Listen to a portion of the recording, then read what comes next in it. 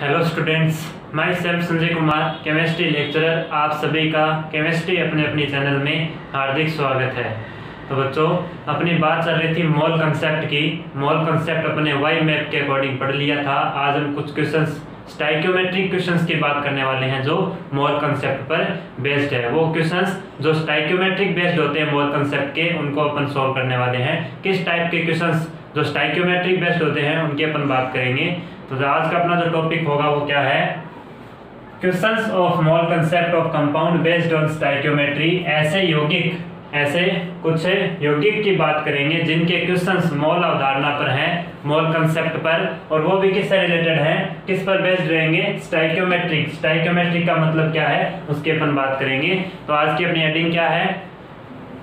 Questions of mole concept on compound based on stoichiometry. किसी compound की stoichiometry के आधार पर जो मोल कंसेप्ट के क्वेश्चन होते हैं कैसे सॉल्व होंगे देखना। सबसे पहले बात आती है स्टाइक्योमेट्रिक की। स्टाइक्योमेट्रिक का मतलब देखना, स्टाइक्योमेट्रिक एक तो किसी रिएक्शन के लिए बताई जाएगी, किसके लिए? कोई भी अभिक्रिया या रिएक्शन के लिए, और किसी एक कंपाउंड के लिए बताई जाएगी। क्वेश्चन किस टाइप के आते हैं? जैसे रिएक्शन की अगर बात की जाए तो रिएक्शन में जैसे कोई भी रिएक्शन दे देगा, कितने मोल रिएक्शंस करते हैं, रिएक्टेंट्स कन्वर्ट होते हैं प्रोडक्ट्स में, तो उसके मोल कंसेप्ट से रिलेटेड क्वेश्चन किस टाइप के होंगे उसकी अपन बात करेंगे। और किसी कंपाउंड की स्टाइक्योमेट्रिक पर आधारित, कंपाउंड का मतलब क्या है देखना। कंपाउंड जैसे मैं मान लो कोई आयनिक यौगिक है AXBY, ये क्या है? कोई आयनिक यौगिक। इस आयनिक यौगिक में x और y क्या है यहाँ पे? Stoichiometric factor. इनकी अगर बात की जाए तो मोल की कैसे बात करेगा? मोल कंसेप्ट से रिलेटेड क्वेश्चन कुछ कंपाउंड में और स्टाइक्योमेट्री पर बेस्ड क्वेश्चन कुछ रिएक्शंस में। तो रिएक्शन और कंपाउंड की अगर बात की जाए तो आज जो अपन पढ़ेंगे कुछ क्वेश्चंस मोल कंसेप्ट के, वो किस में पढ़ेंगे? किसी कंपाउंड्स में मोल कंसेप्ट के क्वेश्चन जो स्टाइक्योमेट्रिक बेस्ड जो होते हैं वो कैसे सोल्व होंगे। चलिए इसको स्टार्ट करते हैं। किसी कंपाउंड की बात की जाए, जैसे मैंने कंसिडर किया कोई कंपाउंड AXBY, ये क्या है? कोई आयनिक कंपाउंड है। ये क्या है? कोई आयनिक कंपाउंड। क्या है? Ionic compound. अब बात आई AXBY। AXBY मैंने कहा है किस पर आधारित है? मोल कंसेप्ट से रिलेटेड अपन क्वेश्चन देखेंगे। इसका मतलब ये अगर बात करूं मैं AXBY कोई अपना कंपाउंड है तो इसको मैं क्या कितना बोल सकता हूं? इसके मोल कितने हैं? 1 मोल। इस AXBY कंपाउंड के मोल कितने हैं? 1 मोल। तो मैं कह सकता हूं 1 मोल आयनिक कंपाउंड क्या है? AXBY कंसीडर कर लिया अपने, इसको कंसीडर किया है AXBY। इसका मतलब अगर ये डिसोसिएट होगा, अगर ये डिसोसिएट होगा तो किस में होगा? X मोल तो किसके बनेंगे? A के बनेंगे, और Y मोल किसके बनेंगे? B के। आयनिक कंपाउंड इसका मतलब A+ और B- इस फॉर्म में होंगे। इसका मतलब क्या हुआ? x और y का मतलब स्टोइकियोमेट्रिक फैक्टर हो गए। इसका मतलब y x मोल तो किसके हो गए? A के, और y मोल किसके हो गए? B के। x मोल A के, y मोल B के। इस तरीके से डिसोसिएट होगा। अब इसके से रिलेटेड मोल कंसेप्ट से क्वेश्चन किस तरीके के आएंगे? फर्स्ट क्वेश्चन की मैं बात कर रहा हूँ, ध्यान से समझिएगा। तो आपको इसके क्वेश्चन स्टार्ट करने से पहले मैं आप लोगों को याद दिलाना चाहूंगा, आपको जो पीछे के लेक्चर थे मोल कंसेप्ट के, उसमें मैंने बात की थी वाई मैप से रिलेटेड क्वेश्चन, जैसे मोल से नंबर्स कैसे निकालते हैं, मोल से मास कैसे निकालते हैं, मोल से वॉल्यूम कैसे निकाला जाता है, वाई मैप आप लोगों को पता होना चाहिए। तो फर्स्ट क्वेश्चन की बात कर लेते हैं पर किसी कंपाउंड की स्टोइकियोमेट्री से बेस्ड मोल कंसेप्ट से related questions. First question,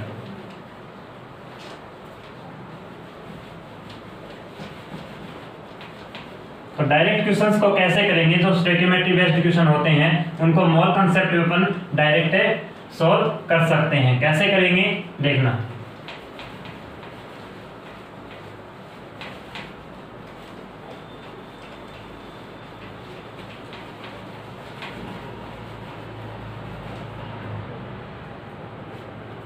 first question है कितने मोल कैल्शियम फॉस्फेट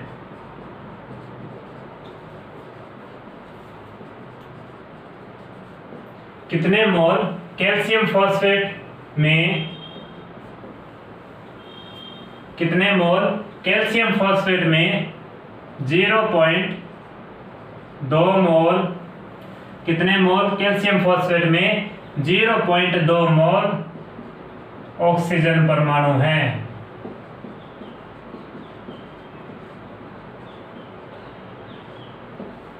ये आप लोगों को बताना है। मोल कंसेप्ट से रिलेटेड क्वेश्चन हो गया।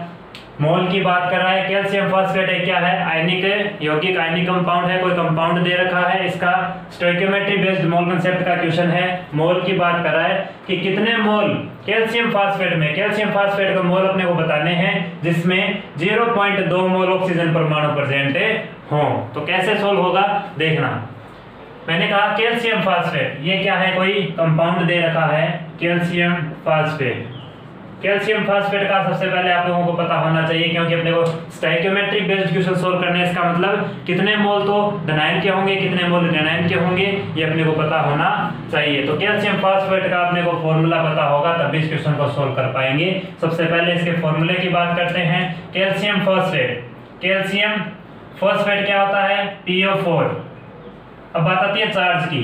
चार्ज कैसे देखा जाता है, PO4 पर कितना चार्ज होता है, -3। -3 का मतलब कैल्शियम के सबस्क्रिप्ट पे कितना आएगा, 3। कैल्शियम पर कितना चार्ज होता है, +2। +2 का मतलब ये जो फॉस्फेट है इसके कितने मोल हैं, 2 मोल होंगे। इसका मतलब ये डिसोसिएट होगा तो किस में होगा, ये तो जो स्टोइकियोमेट्री इसका है फॉस्फेट का, ये कैल्शियम पे जाएगा।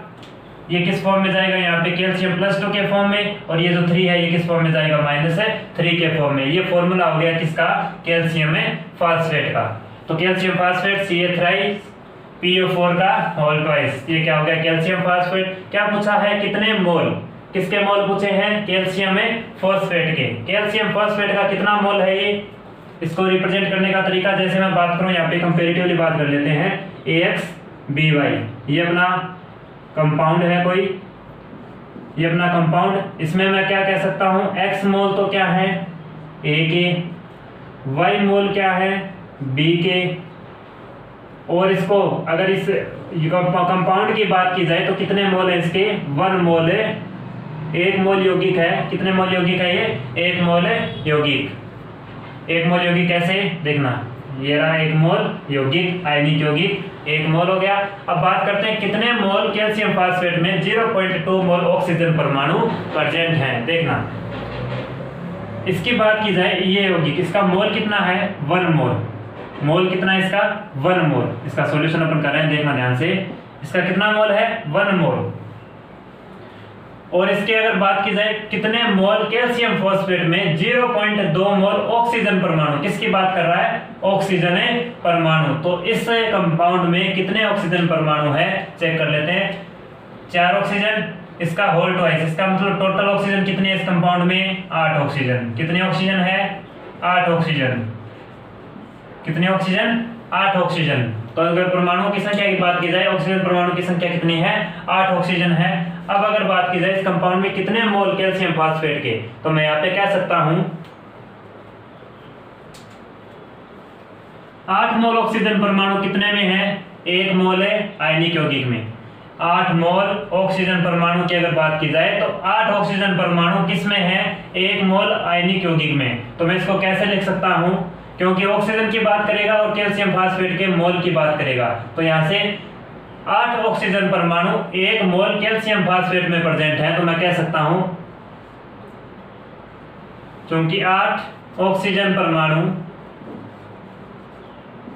8 ऑक्सीजन परमाणु किस में प्रेजेंट हैं, 8 ऑक्सीजन परमाणु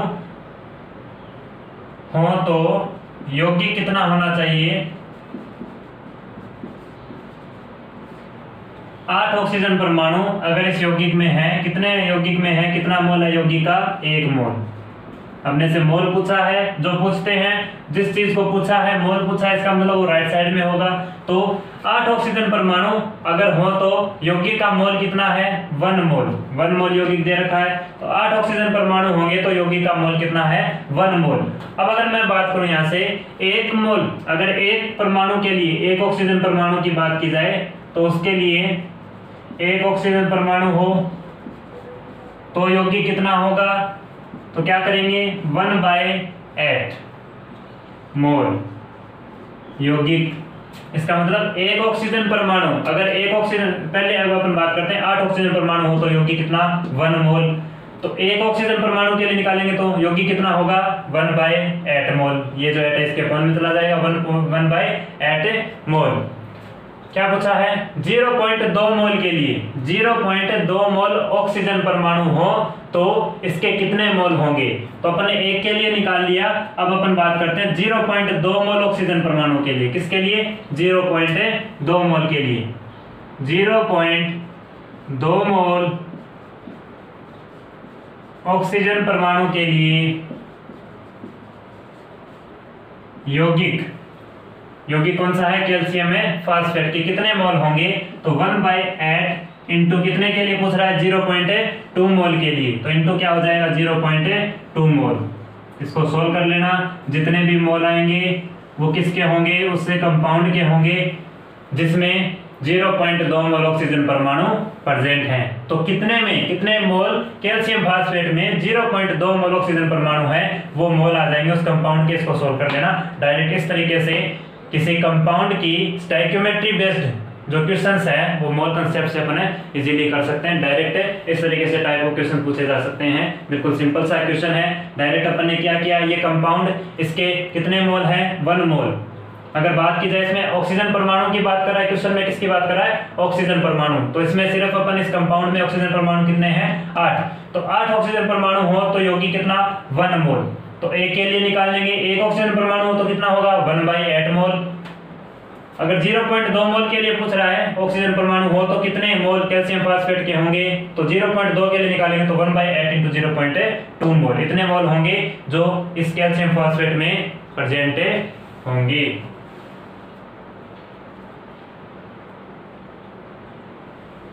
करो भी, नोट करो। सिंपल सा क्वेश्चन है, ज्यादा दिक्कत आनी नहीं चाहिए आप लोगों को। चलिए नेक्स्ट क्वेश्चन।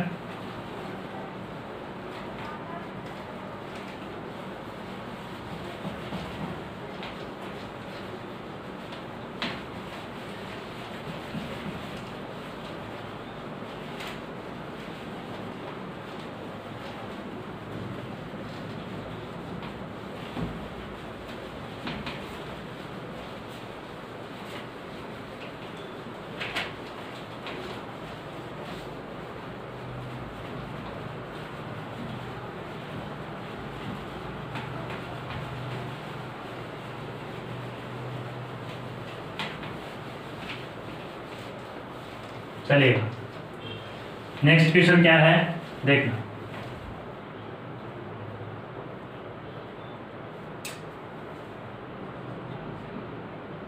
कितने मोल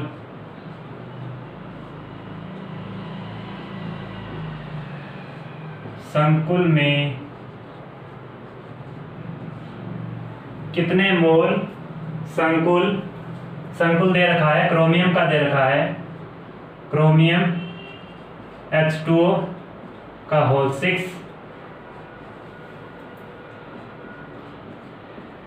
NO3 का होल थ्राइस में, ये आप लोगों को कंपाउंड दे रखा है, कॉम्प्लेक्स दे रखा है, क्रोमियम H2O की होल 6 एंड NO3 की होल थ्राइस। NO3 क्या होता है, NO3 होता है नाइट्रेट। ये नाइट्रेट को लिगेंड, ये H2O लिगेंड, क्रोमियम कोई दे रखी है, मेटल्स दे रखी है, ट्रांजिशन मेटल का कॉम्प्लेक्स दे रखा है। इसमें बताना है कितने मोल संकुल में 100 ग्राम ऑक्सीजन परमाणु है। क्वेश्चन क्या है, कितने मोल संकुल में 100 ग्राम ऑक्सीजन परमाणु उपस्थित है, आप लोगों को ये बताना है। तो वैसे ही जैसे मैंने बताया मोल कंसेप्ट के क्वेश्चन स्टोइकियोमेट्री पे डायरेक्ट कैसे किया जाते हैं, तो चेक करते हैं क्या क्या पूछा है। कॉम्प्लेक्स या कंपाउंड क्या दिया गया है, ये कंपाउंड दिया गया है। इस कंपाउंड में कितने मोल, इस कंपाउंड के मोल पूछे हैं और किसकी बात कर रहा है, ऑक्सीजन परमाणु। किसकी बात कर रहा है, ऑक्सीजन परमाणु की। 100 ग्राम ऑक्सीजन परमाणु प्रेजेंट है। तो 100 ग्राम का मतलब ये क्या दे रखा है, भार दे रखा है। क्या दे रखा है, भार, वेट। इसको सोल्व करते हैं, कैसे करेंगे देखना। इस कॉम्प्लेक्स में कितने ऑक्सीजन एटम प्रेजेंट हैं, सबसे पहले वो चेक कर लेते हैं। ग्राम दे रखा है 100 ग्राम ऑक्सीजन परमाणु। ग्राम का मतलब किसका ग्राम, ये भार किसका दे रखा है, ऑक्सीजन का। ऑक्सीजन का भार का मतलब इस कॉम्प्लेक्स में कितने ऑक्सीजन हैं, जितने भी ऑक्सीजन होंगे उसका मॉलिक्यूलर वेट निकाल लेंगे, उसका भार निकालते हैं, उसके बाद अपना क्वेश्चन क्या हो जाएगा, इजीली हो जाएगा। चेक करते हैं, देखना इस कंपाउंड में कितनी ऑक्सीजन है, 6 तो ये रही और 9 ऑक्सीजन ये रही, कितनी होगी टोटल, 6 9 6 कितनी होगी टोटल, 15। कितनी होगी टोटल ऑक्सीजन, कितनी होगी 15। एक ऑक्सीजन का मॉलिक्यूलर वेट कितना होता है, 16 होता है। तो 15 का कितना होगा, 15 इंटू 16, चेक कर लो कितना होगा,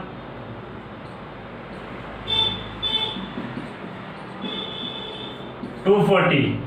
15 ऑक्सीजन का मॉलिक्यूलर वेट कितना आएगा, 240 आएगा। तो यहां से मैं कह सकता हूं इस कॉम्प्लेक्स में जो ऑक्सीजन है, जितनी भी ऑक्सीजन है उसका मॉलिक्यूलर वेट कितना है, मॉलिक्यूलर वेट या मैं भार बोल दूं, molecular weight of A oxygen. इस कॉम्प्लेक्स में कितनी ग्राम ऑक्सीजन प्रेजेंट है, 240 ग्राम। क्वेश्चन में क्या दिया गया है, 100 ग्राम के लिए पूछ रहा है। 240 ग्राम तो कॉम्प्लेक्स में है, लेकिन किसके लिए पूछ रहा है, 100 ग्राम ऑक्सीजन में अगर बात की जाए तो 100 ग्राम ऑक्सीजन इसके कितने मोल में प्रेजेंट है, ये पूछ रहा है क्वेश्चन। इस कॉम्प्लेक्स के कितने मोल में 100 ग्राम ऑक्सीजन प्रेजेंट है। वैसे तो एक्चुअल में कितनी है, 240 ग्राम 240, लेकिन 100 ग्राम ऑक्सीजन कितने, इसके कितने मोल में प्रेजेंट है, ये क्वेश्चन अपना देखना। अब बात की जाए मोल की, तो यहां से मैं कह सकता हूं 240 ग्राम किसके लिए बात करा है, क्योंकि 240 ग्राम ऑक्सीजन हो तो वैसे ही बिल्कुल अपना सेम कंसेप्ट, 240 ग्राम ऑक्सीजन हो तो यौगिक कितना है, यौगिक का मोल कितना है, क्योंकि क्वेश्चन में क्या पूछा है, कितने मोल संकुल, इस कॉम्प्लेक्स या कंपाउंड के मोल पूछे हैं। तो 240 ग्राम ऑक्सीजन हो तो यौगिक के मोल, यौगिक कितना है, 1 मोल है। यौगिक कितना है, ये पूरा कितना मोल है, 1 मोल। तो 240 ग्राम ऑक्सीजन हो तो 1 मोल। 1 ग्राम ऑक्सीजन की बात की जाए तो 1 ग्राम के लिए निकाल लेते हैं, 1 मोल या 1 ग्राम ऑक्सीजन हो तो यौगिक कितना होगा, 1/240। ये किसके लिए हो गया, 1 ग्राम ऑक्सीजन हो, 1 ग्राम ऑक्सीजन के लिए इससे कॉम्प्लेक्स के कितने मोल होंगे, 1/240 मोल। कितने के लिए पूछा है, 100 ग्राम के लिए। तो अब अपन 100 ग्राम के लिए निकाल लेते हैं, इसलिए 100 ग्राम के लिए 100 ग्राम ऑक्सीजन हो तो कंपाउंड कितना होगा, इसके मोल कितने होंगे उस कॉम्प्लेक्स या कंपाउंड के, 240 इंटू कितने के लिए पूछा, 100 ग्राम के लिए इंटू 100। इसको सोल्व कर लेना, कितना आएगा, 10/24। ये क्या आ गए, इसके मोल आ गए 10/24 मोल। तो इतने मोल में, इस कॉम्प्लेक्स के इतने मोल में क्या प्रेजेंट है, 100 ग्राम ऑक्सीजन परमाणु प्रेजेंट है। यही अपना क्वेश्चन था। तो अपन ने डायरेक्ट किया कि पूरे कंपाउंड में कितनी ऑक्सीजन थी, 15 ऑक्सीजन। इसका मॉलिक्यूलर वेट कितना हो गया, 240 ग्राम। इसका मतलब इस कॉम्प्लेक्स में ऑक्सीजन की जो मॉलिक्यूलर वेट है उसका भार कितना है, 240 ग्राम। तो 240 ग्राम अगर ऑक्सीजन हो तो यौगिक का मोल कितना है, 1 मोल। ये पूरा यौगिक है, इस कॉम्प्लेक्स का मोल कितना है, 1 मोल। एक के लिए निकाल लेते हैं, 1 ग्राम के लिए, तो कितना होगा मोल, 1/240। कितने के लिए पूछा है, 100 ग्राम के लिए। तो 100 ग्राम में ऑक्सीजन परमाणु हो तो यौगिक कितने, इसके मोल कितने होंगे, तो 10/24 मोल में क्या प्रेजेंट है, 100 ग्राम ऑक्सीजन परमाणु प्रेजेंट है। नोट करें इसको।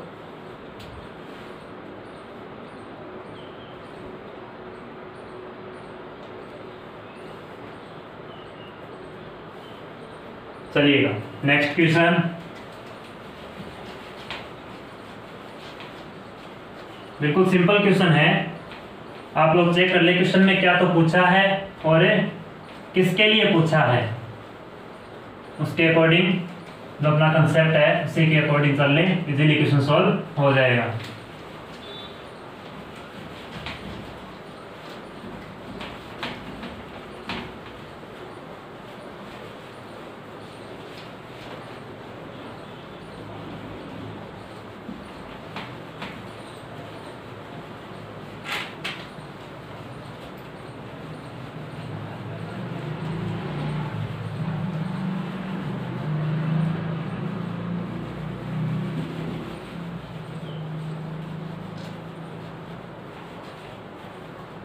क्वेश्चन क्या है, कितने भार N2H5 यौगिक में 40 ग्राम नाइट्रोजन उपस्थित है। सबसे पहले तो आप लोगों को क्वेश्चन रीड आउट करना आना चाहिए कि क्वेश्चन में क्या कह रहा है कि कितने भार का मतलब इस कंपाउंड का कितना वेट जिसमें 40 ग्राम नाइट्रोजन प्रेजेंट है, इसका मतलब इस कंपाउंड के कितने भार में 40 ग्राम नाइट्रोजन प्रेजेंट होगी, ये आप लोगों को पता होना चाहिए। तो सबसे पहले जो कंपाउंड दिया गया है, कंपाउंड N2H5SO4, इसमें क्या चेक करेंगे, इसकी बात कर रहा है नाइट्रोजन की और इसे यौगिक के भार की बात कर रहा है। तो सबसे पहले अपन बात कर लेते हैं इसे यौगिक में कितनी नाइट्रोजन है उसकी बात कर लेते हैं। नाइट्रोजन कितनी है इस कंपाउंड में, देखो N2 की इसकी सब्स्ट्रेट कितनी है 2, इसका मतलब कितनी नाइट्रोजन है टोटल 4 नाइट्रोजन।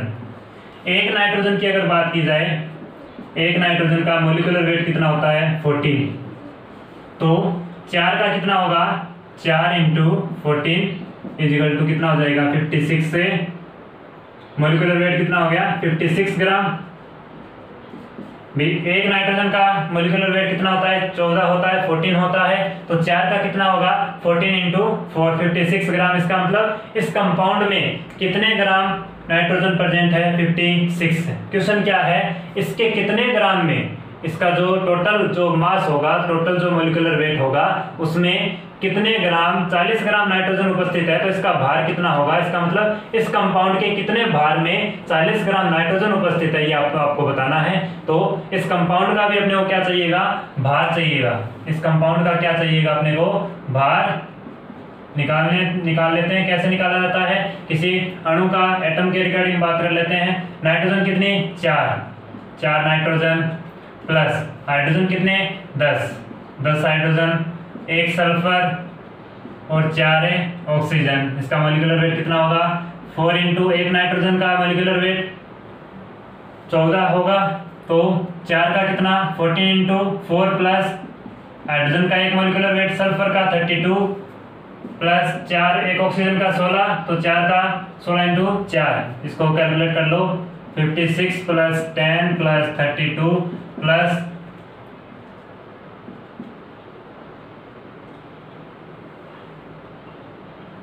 कितना हो गया 64। इसको कैलकुलेट टोटल इसका काउंट कर लो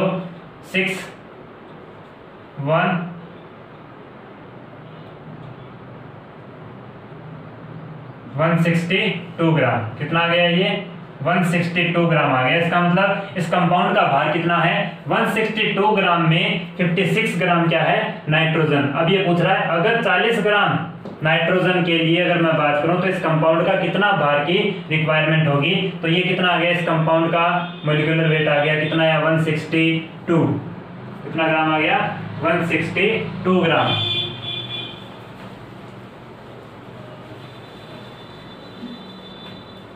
अब देखना, अब होगा क्वेश्चन सॉल्व इजीली। अपने पास क्या आ गया, कंपाउंड का भार आ गया 162 ग्राम, तो इतने ग्राम में 56 ग्राम क्या है नाइट्रोजन प्रेजेंट है, और अपने को कितने के लिए निकालनी है, अगर 40 ग्राम नाइट्रोजन प्रेजेंट है तो इसका कितना भार होगा। देखना क्या लिखेंगे 56 ग्राम नाइट्रोजन, 56 ग्राम नाइट्रोजन हो तो 56 ग्राम नाइट्रोजन हो तो यौगिक का भार, मैंने कहा इतने भार में क्या होती है नाइट्रोजन 56 ग्राम, तो 56 ग्राम नाइट्रोजन हो तो यौगिक का भार कितना 162 ग्राम। ए के लिए बात कर ले, 1 ग्राम नाइट्रोजन के लिए बात कर लेते हैं। 1 ग्राम नाइट्रोजन हो तो यौगिक का भार कितना होगा 162 बाय कितना है ये 56 ग्राम, 162 बाय 56 ग्राम हो गया। कितने के लिए पूछा है, अगर 40 ग्राम हो तो इसका भार कितना होगा, तो अपन 40 के लिए निकाल लेते हैं। 40 ग्राम नाइट्रोजन हो, 40 ग्राम नाइट्रोजन के लिए 162 बाय 56 इंटू कितना हो जाएगा, कितने के लिए पूछा है 40 ग्राम इंटू 40 ग्राम। तो उससे कंपाउंड या जो कॉम्प्लेक्स है उस कंपाउंड के लिए कितने ग्राम कितने भार की रिक्वायरमेंट होगी, जब उसमें 40 ग्राम में नाइट्रोजन प्रेजेंट हो तो इतने भार की रिक्वायरमेंट होगी। इसको सोल्व कर लेना, जितना भी आएगा वो उस कंपाउंड का भार होगा जिसमें 40 ग्राम नाइट्रोजन प्रेजेंट है। तो 40 ग्राम के लिए निकालिए। सबसे पहले अपने को क्या करना है, कंपाउंड का भार कितना है 162 ग्राम। नाइट्रोजन की बात करें तो इस कंपाउंड के टोटल जो मोलिकुलर वेट है, भार है, उसमें कितनी ग्राम नाइट्रोजन है ये चेक कर लेना। उसके बाद क्या करेंगे कि जो 56 ग्राम नाइट्रोजन कितने भार में है 162 ग्राम में, एक के लिए निकाल लेना, इतना आएगा। और जो पूछा है 40 ग्राम नाइट्रोजन हो तो इसका भार कितना होगा, तो 40 के लिए निकालेंगे तो मल्टीप्लाई किससे हो जाएगा, डायरेक्ट 40 से हो जाएगा। नोट करें इसको, बिल्कुल सिंपल सा क्वेश्चन है।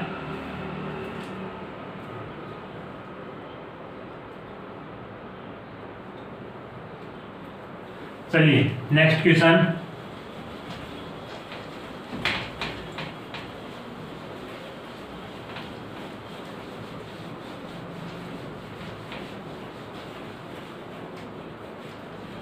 क्वेश्चन क्या है, कितने भार C5H10O5 में 1.2 × 10⁻24 कार्बन परमाणु शामिल है। किसकी बात कर रहा है, एक तो भार की बात कर रहा है, किस कंपाउंड या यौगिक का भार कितना है जिसमें 1.2 × 10⁻24 क्या प्रेजेंट है, कार्बन एटम से प्रेजेंट है। इसका मतलब कार्बन एटम का मतलब नंबर ऑफ कार्बन एटम की बात कर रहा है। किसकी बात कर रहा है, नंबर्स की बात कर रहा है। तो सबसे पहले अपन क्या करेंगे, इस यौगिक का भार कैलकुलेट कर लेते हैं कि कितना भार है, तो इसका टोटल भार कितना होगा चेक करते हैं। देखना 5 तो क्या है कार्बन, 5 मोल कार्बन है, 10 मोल हाइड्रोजन है और 5 मोल ऑक्सीजन के हैं। 5 मोल किसके हैं, ऑक्सीजन के। एक कार्बन का मोलिकुलर वेट कितना होता है 12 होता है, तो 5 का 12 × 5, एक हाइड्रोजन का 1 10 × 1 प्लस 5 × एक ऑक्सीजन का कितना 16, तो 5 का 16 × 5 ये कितना 60 प्लस 10 प्लस 80 कितना हो जाएगा 0 9 150 कितना आ गया 150 ग्राम। तो C5H10O5 150 ग्राम में कितने कार्बन परमाणु प्रेजेंट है ये अपने को पता होना चाहिए। कार्बन परमाणु चेक करते हैं। अब अपने पता चल जाए कि इतने भार में 150 ग्राम में कितने कार्बन परमाणु संख्या है। उसके बाद अपन क्या निकालेंगे कि 1.2 × 10⁻24 कार्बन परमाणु के लिए कितना भार चाहिएगा। तो सबसे पहले अपन क्या करेंगे 150 ग्राम में चेक कर लेते हैं कि कितने कार्बन परमाणुओं की संख्या है। तो number of carbon atom, number of a carbon atom check करते हैं। नंबर ऑफ कार्बन एटम देखना इस मॉलिक्यूल में चेक करना है C5H10O5 कार्बन एटम कितने हैं 5। इसको रीड आउट करने का तरीका क्या होता है 5 मोल ऑफ ए कार्बन। इसका मतलब क्या है परमाणुओं की संख्या 5 नहीं है, 5 मोल कार्बन के हैं। कितने मोल 5 मोल कार्बन के। अपने को क्या चाहिए नंबर, तो मोल से नंबर निकालने हैं। C5 का मतलब 5 मोल कार्बन इस कंपाउंड में प्रेजेंट है, 5 मोल नहीं चाहिए अपने को नंबर चाहिए। तो मोल से नंबर जब कैलकुलेट किए जाते हैं तो अवोगाड्रो नंबर का क्या हो जाता है मल्टीप्लाई या गुणा हो जाता है। तो इसमें अपन क्या करेंगे 5 मोल है, इसका मतलब 5 × Na हो जाएगा। तो ये अपने पास क्या आ गए number of a carbon atom, ये अपने पास क्या आ गए number of a carbon atom. इसको रीड आउट करने का तरीका 5 मोल कार्बन के थे, इसको अपने किस में चाहिए अपने को नंबर चाहिए थे, तो मोल से नंबर Na का मल्टीप्लाई हो जाएगा। तो 5 × Na ये अपने पास क्या आ गए number of a carbon atom. इसका मतलब क्या हुआ 150 ग्राम में 5 × Na कार्बन परमाणुओं की संख्या है। तो ये अपने पास पता चल गई बेसिक अपने जो इन्फॉर्मेशन थी, इससे अपना क्वेश्चन इजीली सॉल्व हो जाएगा कि 150 ग्राम के लिए 5 × Na कार्बन परमाणु की संख्या है। तो 1.2 × 10⁻24 कार्बन परमाणु हो तो इसका भार कितना होगा ये अपन डायरेक्ट कैलकुलेट कर सकते हैं। कैसे कैलकुलेट करेंगे देखना, इसका जो भार आया वो कितना आया इस कंपाउंड का 150 ग्राम। इसका कितना आ गया 150 ग्राम। तो मैं ऐसे कह सकता हूं अगर 150 ग्राम है, या ऐसे बोल दो कि अगर 5 Na क्या हो 5 Na अपने पास कितने हैं कार्बन परमाणु की संख्या 5 Na। जब कैलकुलेट क्या करना है भार, तो 5 Na कार्बन परमाणु की संख्या हो 5 Na कार्बन परमाणु हो, क्या हो कार्बन परमाणु हो, तो यौगिक का भार तो यौगिक का भार कितना है 150 ग्राम। एक के लिए निकालेंगे तो कितना हो जाएगा 150/5 ग्राम। कितने के लिए पूछा है 1.2 इंटू 10⁻²4। अगर कार्बन परमाणुओं की संख्या हो तो उससे कंपाउंड का भार कितना होगा, तो 150/5 इंटू 1.2 इंटू 10⁻²4। इसको सोल्व करने में जो भार आएगा वो क्या होगा, जिसमें 1.2 इंटू 10⁻²4 कार्बन परमाणु प्रेजेंट है वो उसे कंपाउंड का भार यहाँ पे आ जाएगा। इसको सोल्व कर लेना, जितना भी आएगा वो भार आएगा जिसमें 1.2 कार्बन परमाणुओं की संख्या होगी। तो अपने क्या किया, सबसे पहले जो कंपाउंड भार की बात कर रहा था और नंबर की बात कर रहा था, तो इसके लिए ये इस कंपाउंड का भार कितना है 150 ग्राम। तो 150 ग्राम में कितने कार्बन परमाणु है सबसे पहले वो पता होना चाहिए। अपन ने निकाले कितने आए 5 इंटू Na परमाणु 150 ग्राम में थे, इसका मतलब 5 Na परमाणु हो तो यौगिक का भार कितना है 150 ग्राम। एक के लिए निकालेंगे, जो पूछा है उससे क्या कर देंगे मल्टीप्लाई, तो अपना आंसर आ जाएगा। नोट करें इसको, बिल्कुल सिंपल सा क्वेश्चन, डायरेक्ट इस तरीके से मोल से रिलेटेड क्वेश्चन डायरेक्ट सोल्व किए जाते हैं स्टोइकियोमेट्री बेस्ड, सभी का एक ही पैटर्न है। चलिए नेक्स्ट क्वेश्चन,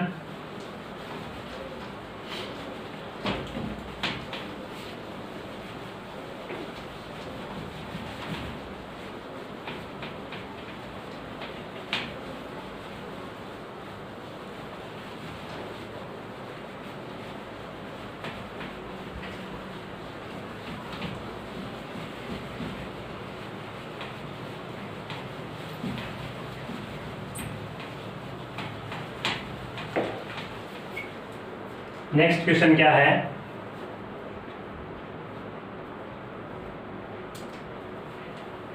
कितने भार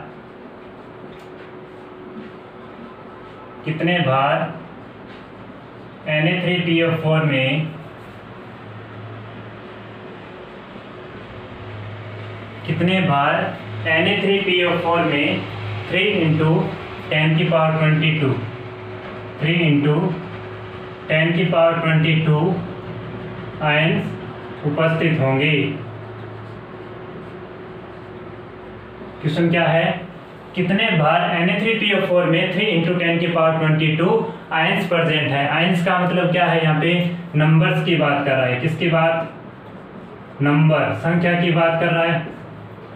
भार किसका, Na3PO4 का भार, किसकी बात कर रहा है Na3PO4 के भार की बात जो अपन कैलकुलेट करेंगे। अगर अपने को इस कंपाउंड का भार पता लग जाए और उसमें कितने आयन्स प्रेजेंट है ये पता लग जाए तो अपन क्या कैलकुलेट कर सकते हैं कि 3 इंटू 10⁻²2 आयन्स के लिए इसका भार कितना रिक्वायरमेंट होगा, ये अपन डायरेक्ट निकाल लेंगे। तो देखना, इसको कैलकुलेट करते हैं। Na3PO4 का भार कैलकुलेट करेंगे, कैसे कैलकुलेट किया जाता है।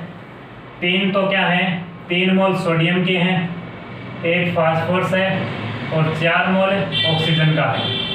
सोडियम का 3 सोडियम है, 3 इंटू सोडियम का 1 सोडियम का कितना होता है 23 मोलिकुलर वेट, फास्फोरस का मोलिकुलर वेट 31 होता है, 1 ऑक्सीजन का 16, तो 4 का 64, कितना हो गया 69 प्लस 31 प्लस 64, इसको ऐड करोगे कितना आएगा ये 9 10 4 1 and 7 164 ग्राम, कितना आ गया 164 ग्राम। तो इसका Na3PO4 का भार कितना आ गया 164 ग्राम। इसमें कितने आयन्स हैं वो अपन पता कर लेते हैं पहले, और उसके बाद जो दिया गया है उसको क्या कर देंगे मल्टीप्लाई। तो सबसे पहले इस भार में कितने आयन्स प्रेजेंट हैं, आयन्स वो कैलकुलेट कर लेते हैं। आयन्स का मतलब क्या है, नंबर।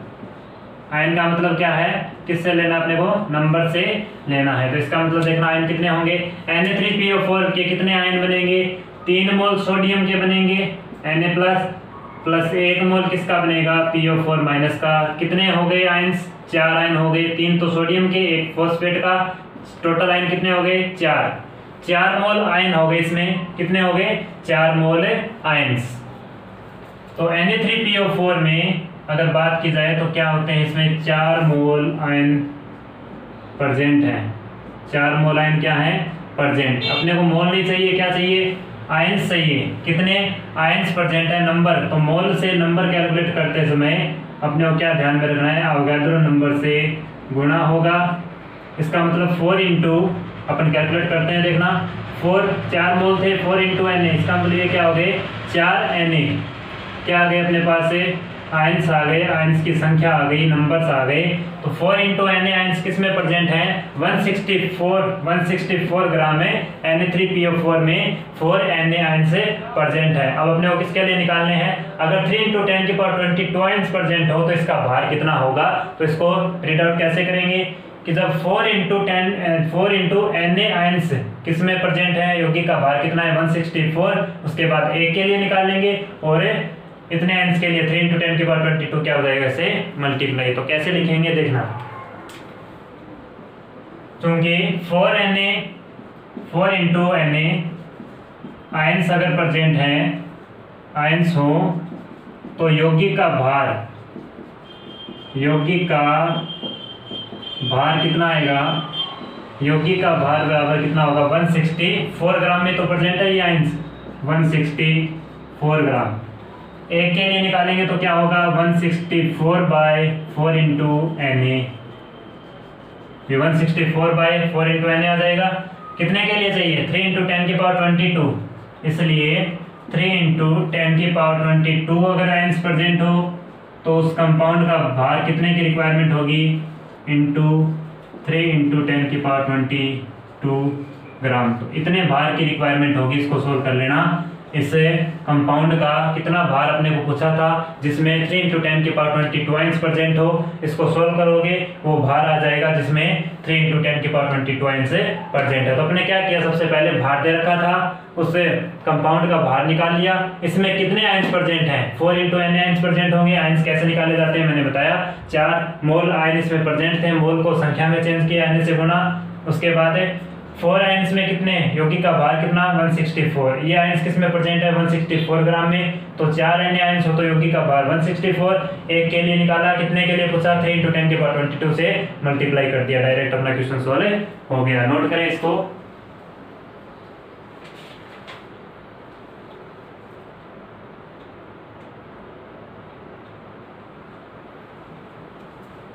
चलिए नेक्स्ट क्वेश्चन। सभी क्वेश्चंस का कंसेप्ट बिल्कुल सेम है, थोड़ा सा क्वेश्चन को आप लोग रीड आउट करना सीखें कि क्या पूछ रहा है, क्या दिया गया है और कैसे क्वेश्चन को सोल्व करना है, अपने पास से आ जाएगा। बिल्कुल सिंपल ट्रिक है, जो दिया गया है उसी के अकॉर्डिंग चल लें।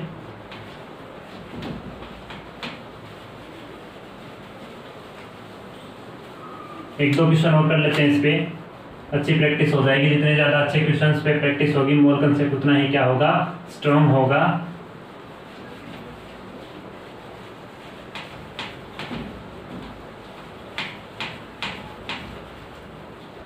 चलिए एक दो क्वेश्चन और देख लेते हैं। नेक्स्ट क्वेश्चन,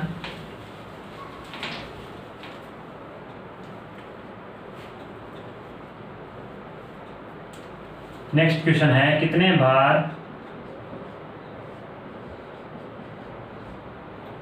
बार कॉपर सल्फेट .5H2O कोई कंपाउंड दे रखा है, कितने बार कॉपर सल्फेट .5H2O में 100 अणु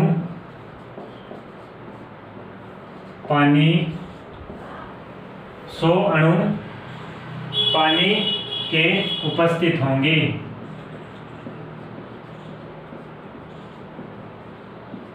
कॉपर सल्फेट का भार बताना है जिसमें 100 अणु क्या हो, वाटर के प्रेजेंट हो। तो आपको दे रखा है कॉपर का परमाणु भार, कॉपर का एटॉमिक वेट परमाणु भार कितना दे रखा है 63.5 ग्राम क्या दे रखा है, कॉपर का परमाणु भार दे रखा है। तो बताओ कॉपर सल्फेट के 5H2O में कितना भार इसका होगा जिसमें 100 अणु पानी के क्या हो, प्रेजेंट हो। बताओ अभी कैसे सोल्व करोगे इसको, बिल्कुल रीड आउट करना आना चाहिए क्वेश्चन।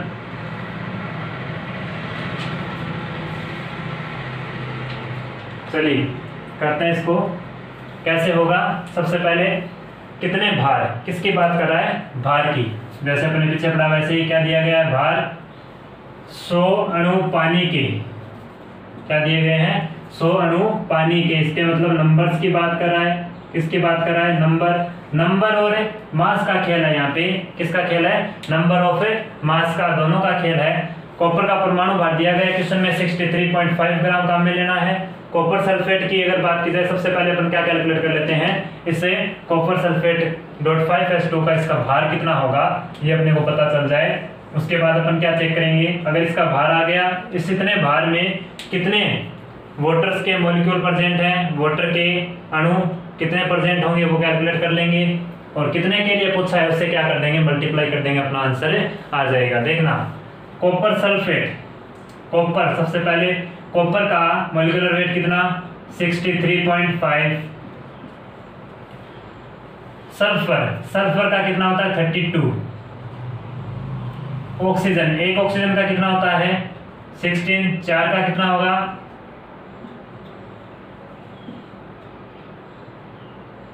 64, कितना होगा 64। 5H2, एक H2O का मॉलिक्यूलर वेट कितना होगा 18, 5 का कितना हो जाएगा 90, ऐड कर लेते हैं इसमें।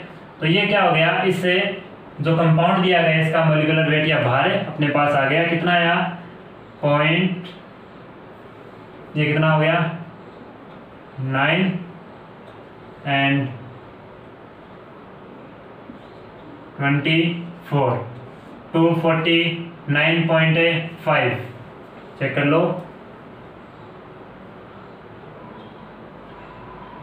249.5 ग्राम इसका क्या आ गया मॉलिक्यूलर ये वेट आ गया, इसका भार आ गया। कॉपर सल्फेट .5s2 की अगर बात की जाए तो 249.5 ग्राम भार में कितने वाटर के मॉलिक्यूल प्रेजेंट हैं, तो ये देखना, ये तो 5H2 है, 5H2, इसका मतलब ये क्रिस्टलीय जलों के अणुओं की संख्या है, क्रिस्टलीय जल के अणु, इसका मतलब 5 मोल क्या है वाटर के प्रेजेंट है, क्या प्रेजेंट है 5 मोल वाटर के मॉलिक्यूल।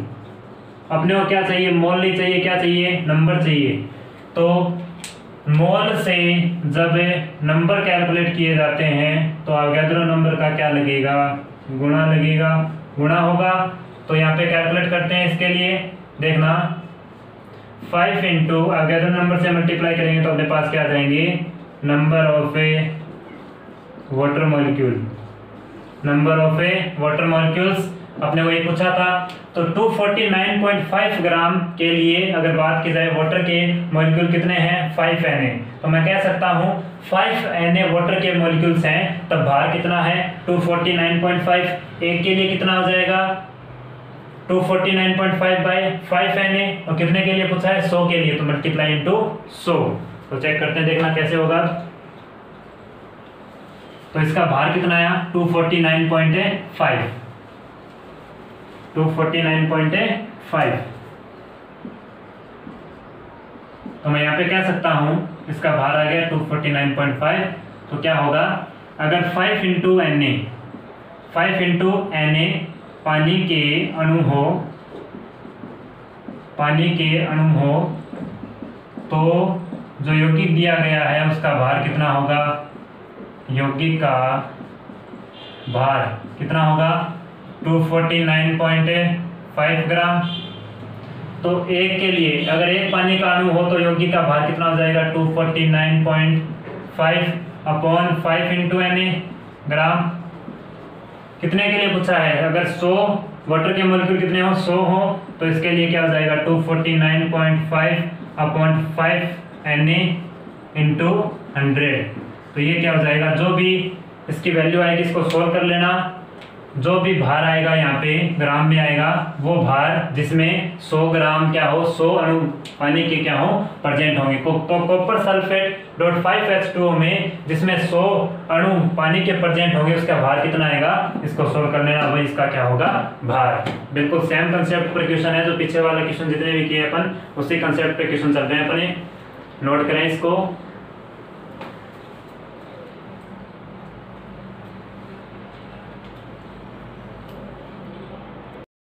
नेक्स्ट क्वेश्चन, एक क्वेश्चन और कर लेते हैं इस पे। तो मैंने कहा ज़्यादा से ज़्यादा जितनी ज़्यादा प्रैक्टिस होगी तभी क्या होगा, ज़्यादा से ज़्यादा चीज़ें आप लोगों के समझ में आएगी। लास्ट क्वेश्चन, किसी कंपाउंड की स्टोइकियोमेट्री से रिलेटेड मोल कंसेप्ट के क्वेश्चन का लास्ट क्वेश्चन अपन चेक कर रहे हैं, ध्यान से देखिएगा इसको।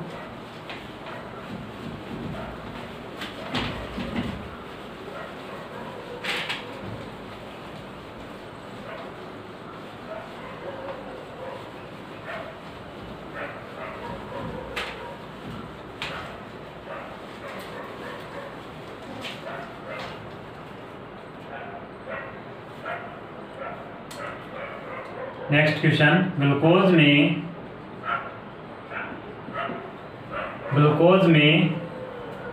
1.2 इंटू 10⁻²4 हाइड्रोजन परमाणु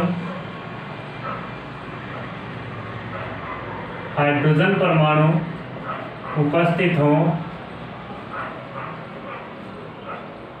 ग्लूकोज में 1.2 इंटू 10⁻²4 हाइड्रोजन परमाणु उपस्थित हो तो इसका जो रेलिवेंट है संगत कार्बन का भार बताओ।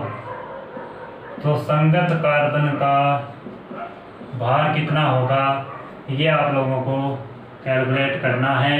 संगत कार्बन का भार का मतलब क्या है, अगर ग्लूकोज में इतने हाइड्रोजन प्रेजेंट हो, इतने हाइड्रोजन परमाणु प्रेजेंट हो तो उस कार्बन का भार कितना होगा ये आप लोगों को बताना है। इसका मतलब ग्लूकोज में अगर इतने हाइड्रोजन है तो कार्बन का भार क्या होगा। किसकी बात कर रहा है, भार की। किसके भार की, कार्बन का भार। और किसकी बात कर रहा है, हाइड्रोजन परमाणु की संख्या के बारे में। हाइड्रोजन परमाणु का मतलब किसकी बात कर रहा है, संख्या या नंबर्स के बारे में बातें कर रहा है। तो क्वेश्चन यहीं से स्टार्ट करते हैं। ग्लूकोज में सबसे पहले अपन क्या कैलकुलेट करेंगे, हाइड्रोजन परमाणु की संख्या कैलकुलेट करेंगे। देखना कैसे कैलकुलेट की जाती है, सोल्व करते हैं इसको। C6H12O6, ये क्या होता है ग्लूकोज का फॉर्मूला। इसमें कितने हाइड्रोजन परमाणु हैं, तो मैं कह सकता हूँ 12 मोल हाइड्रोजन क्या इसमें प्रेजेंट है। क्या प्रेजेंट है, 12 मोल हाइड्रोजन। अपने को क्या चाहिए, नंबर चाहिए। इसका मतलब मोल से जब नंबर अपने को कैलकुलेट करना है तो अपने को क्या करना है, एवोगाड्रो नंबर से मल्टीप्लाई करना है, गुणा करना है। तो 12 मोल में कितने नंबर आएंगे कैलकुलेट करते हैं। देखना 12 मोल है, 12 इंटू Na, तो ये क्या आ गई, एक ग्लूकोज में कितने आ गए, 12 इंटू Na हाइड्रोजन परमाणुओं की संख्या। हाइड्रोजन परमाणु की क्या आ गई, संख्या आ गई। 12 मोल हाइड्रोजन प्रेजेंट थे, 12 इंटू Na करते ही क्या आ गए, हाइड्रोजन परमाणु की संख्या। तो ग्लूकोज में 12 इंटू Na हाइड्रोजन परमाणु की संख्या है। अब हमें क्या करना है, संगत कार्बन का भार क्या होगा। सबसे पहले अपन चेक कर लेते हैं कि इस ग्लूकोज में कार्बन का टोटल भार कितना है, उसको चेक कर लेते हैं। देखना कार्बन का भार, कार्बन कितने हैं, 6 कार्बन है। इसका मतलब क्या हुआ, एक कार्बन का कितना होता है मॉलिक्यूलर वेट, 12। तो 6 कार्बन है, 6 मोल कार्बन है। इसका मतलब 6 इंटू एक कार्बन का मॉलिक्यूलर वेट कितना होता है, 12। तो 6 का 6 इंटू 12 कितना होगा, ये 72 ग्राम। 72 ग्राम। तो कार्बन का भार कितना हो गया ग्लूकोज में, जो कार्बन दिए गए हैं 6 मोल कार्बन है, उसका भार कितना हो गया 72 ग्राम। अब अपन क्या पूछा है अपने को, कार्बन का भार ही पूछा है कि अगर ग्लूकोज में 1.2 इंटू 10⁻24 हाइड्रोजन परमाणु प्रेजेंट हो तो इसमें कार्बन का भार क्या होगा। तो मैं कह सकता हूं कि 72 ग्राम किसकी बात कर रहा है, हाइड्रोजन और कार्बन की। तो अपन चेक कर लेते हैं कि जब 72 ग्राम कार्बन का भार है, 72 ग्राम ग्लूकोज में क्या है, कार्बन का भार। इस भार में हाइड्रोजन परमाणु की संख्या कितनी बोली जाएगी, 12 इंटू Na। तो ग्लूकोज के लिए अपन क्या बोल सकते हैं, जब 12 इंटू Na हाइड्रोजन परमाणुओं की संख्या है तो भार कितना है, 72 ग्राम में कार्बन का भार है। तो यहाँ पे लिख सकते हैं अपन। कैसे सोल्व करेंगे देखना, बिल्कुल वही पीछे वाले क्वेश्चन में जैसे आपने सोल्व किया वैसे ही। 12 इंटू Na क्या पूछा है, भार तो 12 इंटू Na हाइड्रोजन परमाणु हो, 12 इंटू Na हाइड्रोजन परमाणु हो तो कार्बन का भार कितना है? कार्बन का भार होगा 72 ग्राम। अब अपन किसकी बात नहीं करें, पूरे मॉलिक्यूल की बात नहीं करें। क्यों नहीं कर रहे? क्योंकि इसने क्वेश्चन में क्या देखा, सिर्फ कार्बन का भार पूछा है। अगर ये बोल देता कि इस ग्लूकोज का कितना भार जिसमें हाइड्रोजन परमाणु प्रेजेंट है, तो अपने डायरेक्ट निकाल सकते थे 180 ग्राम होगा, लेकिन अपन डायरेक्ट नहीं निकाल सकते। संगत कार्बन का पूछा है, कार्बन और हाइड्रोजन की बात करें तो अपने क्या कहा, 12 Na हाइड्रोजन परमाणु हो तो कार्बन का भार कितना होगा, कार्बन के भार की बात करेंगे। ये अपने से क्वेश्चन में पूछा है। तो 72 ग्राम में क्या है, 12 इंटू Na हाइड्रोजन परमाणु, तो 12 Na हाइड्रोजन परमाणु तो कार्बन का भार 72। 1 के लिए क्या हो जाएगा, 72/12 इंटू Na। कितने के लिए पूछा है, हाइड्रोजन परमाणु कितने हो, 1.2 इंटू 10⁻24 के लिए, इसलिए 1.2 इंटू 10⁻24 हाइड्रोजन परमाणु हो तो इसका भार कितना होगा, संगत कार्बन का भार। तो 72/12 इंटू Na इंटू 1.2 इंटू 10⁻24 ग्राम। इसको सोल्व कर लेना, जो भी वैल्यू आएगी वो भार होगा, जिसमें वो संगत कार्बन का क्या होगा, भार होगा, जिसमें 1.2 इंटू 10⁻24 हाइड्रोजन परमाणु प्रेजेंट होंगे। नोट करो इसको।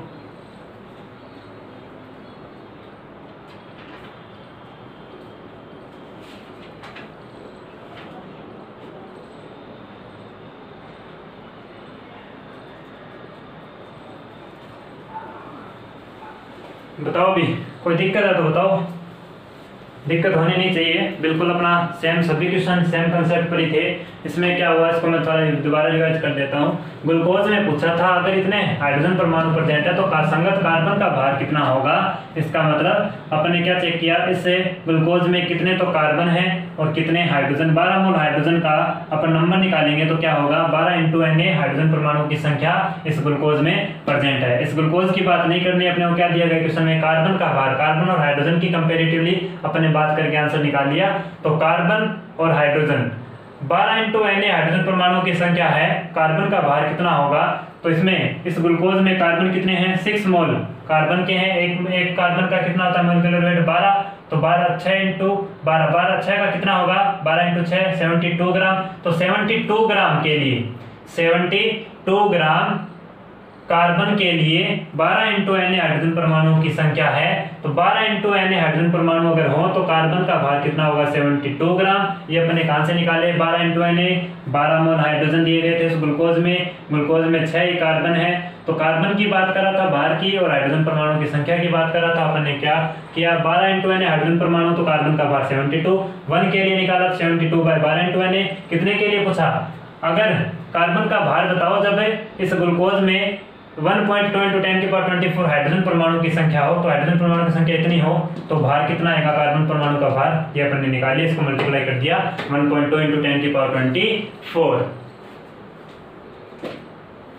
बताओ किसी कंपाउंड की स्टाइकियोमेट्री, जो मोल कंसेप्ट से related questions, type of questions की मैंने बात की, स्टाइकियोमेट्री पर आधारित क्वेश्चंस। आप लोगों को किसी भी तरीके की कोई भी दिक्कत है तो प्लीज कमेंट करके जरूर बताएं। इसको ज्यादा से ज्यादा प्रैक्टिस में लाएं, तभी ये क्या होगा, मोल कंसेप्ट क्लियर होगा, वरना एक मोल कंसेप्ट समझ में नहीं आने वाला। तो बच्चों, ये आपको अगर किसी कंपाउंड की जो स्टाइकियोमेट्री पर आधारित जो क्वेश्चन है मोल कंसेप्ट के, आपको अगर ये अच्छा लगे, लेक्चर आपको अच्छा लगा, तो please like and subscribe. Thanks for watching this lecture बच्चों, थैंक यू।